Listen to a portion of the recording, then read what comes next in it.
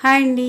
ఈరోజు recipe baby కార్న్తోనండి. ఈ baby కార్న్తో స్నాక్స్ని ఏ విధంగా ప్రిపేర్ చేసుకోవచ్చో ఒకసారి ఈ వీడియోలో చూడండి.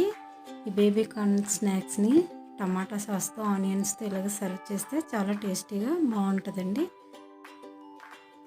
ఇప్పుడు అది ఎలా స్నాక్స్ చేసుకోవాలో ఒకసారి వీడియోలో చూద్దామండి. అందుకోసం కొన్ని బేబీ కార్న్స్ని తీసుకున్నాము. ఇవి 250 గ్రామ్స్ అండి. ఈ బేబీ కార్న్స్ని ఇలా ముక్కలుగా కట్ చేసుకోండి. మీడియం సైజులో స్ట్రైట్గా కట్ చేసుకొని పెట్టుకోవాలండి. ఈ బేబీ కార్న్స్ని కొంచెం హాట్ వాటర్తో వాష్ చేసుకోవాలండి. హాట్ వాటర్తో వాష్ చేసుకున్నాక ఈ విధంగా కట్ చేసుకోండి.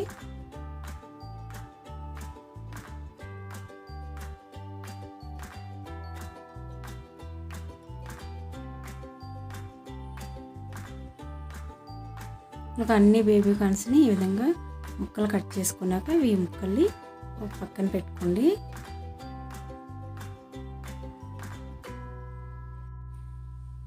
ఇప్పుడు పిండిని కలుపుకుందామండి. దానికోసం ఒక 1 స్పూన్ శనగపిండిని తీసుకోవాలి. ఒక 1 స్పూన్ బియ్యం పిండి, 1 spoon baking powder, 1/2 teaspoon జీలకర్ర పౌడర్, 1/2 టీ స్పూన్ ధనియాల పొడి తీసుకోవాలి. అల్లం వెల్లుల్లి పేస్ట్ ఒక 1/2 teaspoon, 1/2 teaspoon salt వేసుకోవాలి. కొంచెం గరం మసాలా ఒక 1/2 టీ స్పూన్ వేసుకోవాలి. 1/2 టీ స్పూన్ ఆమ్చూర్ పౌడర్ అండి, 1 స్పూన్ కారం పొడి, ఒక 2-3 స్పూన్స్ పెరుగు వేసుకోవాలండి. వేసుకొని వాటన్నిటిని ఒకసారి ఇలా మిక్స్ చేసుకొని కొద్ది వాటర్ వేసుకొని మనం బజ్జీకి అయితే ఏ విధంగా కలుపుకుంటామో దానికంటే కొద్ది థిక్గా కలుపుకోవాలండి. ఇలాగా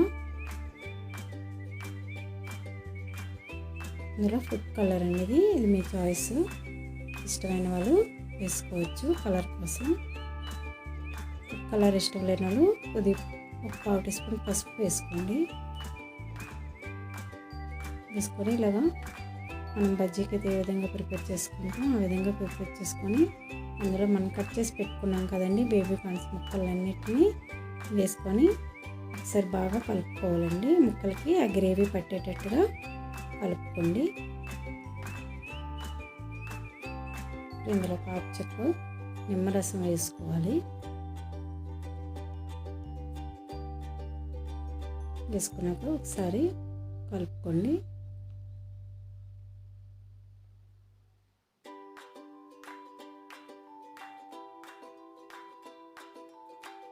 కలుపుకున్నాక ప్లేట్ పెట్టుకొని ఒక 15 మినిట్స్ పక్కన పెట్టుకోండి. ఇవి నానితే బాగా వస్తాయండి. 15 మినిట్స్ తర్వాత వీటిని డీప్ ఫ్రై చేసుకోవాలండి ఆయిల్లో. అందుకోసం స్టవ్ పై కళాయి పెట్టుకొని ఆ కళాయిలో డీప్ ఫ్రైకి సరిపోయినంత ఆయిల్ వేసుకోవాలి. ఆయిల్ హీట్ అయ్యాక వీటిని ముందుగా కలిపి పెట్టుకున్నాం కదండి మనం, వాటిని ఇలా వేయించుకోండి. ఒక్కొక్క 1 పీసెస్ వేయండి.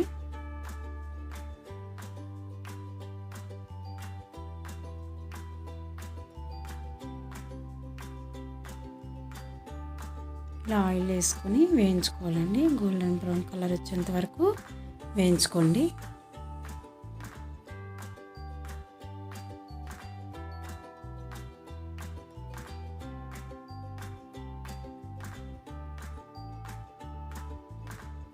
చూడండి ఈ విధంగా వేయించుకోవాలి.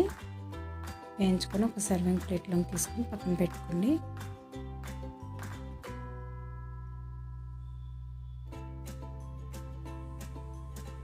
మిగతా వాటిని కూడా ఈ విధంగా అన్నిటిని వేయించుకోండి.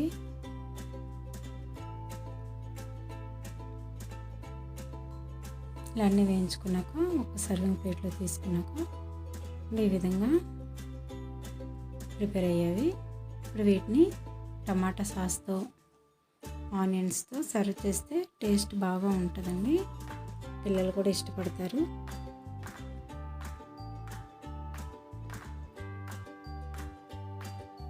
ఒకసారి ట్రై చేయండి.